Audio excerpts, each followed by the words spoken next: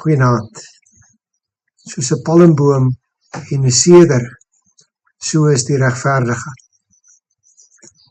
Ons leef in 'n wêreld waar dit lyk asof die onreg boetoon voer, die wat bedreig en bedrieg en geweld pleeg, hulle floreer skynbaar. In die werksplek is die oneerlikes die wat skynbaar vooruitgaan. Op die skool is dit die boelies wat die aandag kry. Vir die regverdige lyk dit dikwels of die lewe vir hom swaarder is as die van die onregverdige. Ons word geminnig as ons nie saam deelneem aan die onreg in die wêreld nie. Hierdie spanning is nie nuut nie. Die psalmdigters worstel daarmee. Psalm 73 beskryf hoe die goddelose skynbaar gesond en voorspoedig en gewild is. Met 'n spotvraag, hoe sal die Here tog weet? Ook in Psalm 92, waarby ons vanaand stil staan, in vers 7, word gesê dat die onregverdiges vinnig opskiet, soos gras, indrukwekkend vinnig. Maar, soos gras is hulle bestaan van korte duur. Hulle groei vinnig, net om vinnig te verdwyn. In die môre is hulle nog groen, maar teen die aand is die gras verlep en verdroog. Die voorspoed van die goddelose is dus tydelik, selfs al lyk dit indrukwekkend. Dit lei tot selfvernietiging. Die Here is regverdig. Hy sal nie die onreg duld nie.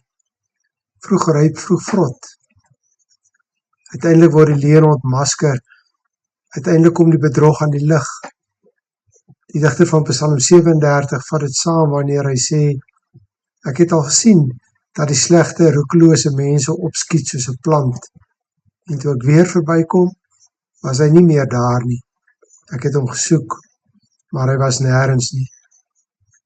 Daarteenoor skets Psalm 92 'n ander prentjie van die regverdige. Hy is soos 'n palmboom en soos 'n seder. 'n palmboom groei regop en hoog in die dorre omstandighede, selfs daar waar ander bome nie kan oorleef nie.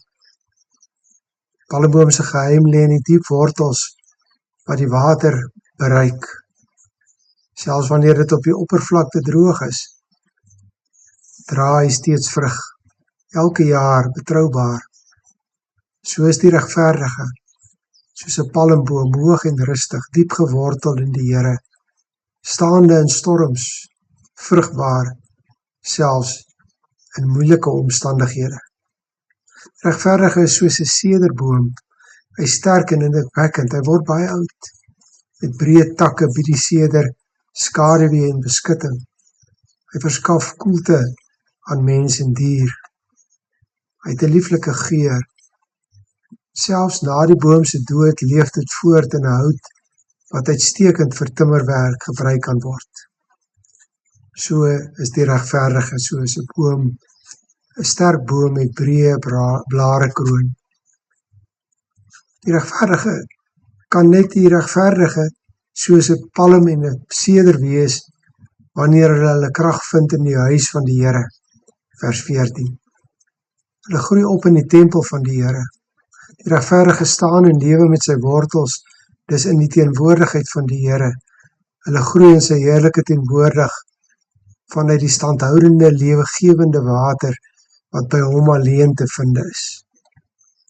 Om teenwoordigheid van God te lewe, om te groei en vrug te dra, is alleen moontlik, weet ons, wanneer ons regverdig deur ons Here Jesus Christus word. Hy het ons in 'n regverdige verhouding, in die regte verhouding, in die teenwoordigheid van God kom plaas, en nou kan ons daar woon en daar groei. Paulus skryf in Romeine 1, dat die een wat deur Jesus geregverdig is, sal lewe. Binne in die verhouding met die Here is daar dus lewe, nie kortstondige lewe nie, maar ewige lewe, vol lewe.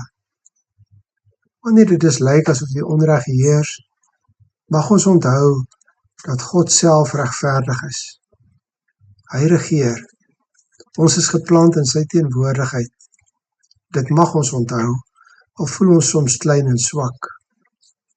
Ons mag weet dat ons as gelowiges soos 'n palm en 'n seder is, wat selfs in die ouderdom nog toeneem in krag en steeds frits en lewenskragtig is. Vers 15. Wie wil nou 'n vinnig groeiende, maar ook snel verdorrende gras wees, as hy diep gewortel soos 'n vrugbare palm en 'n lang, skadugewende, nuttige seder kan wees?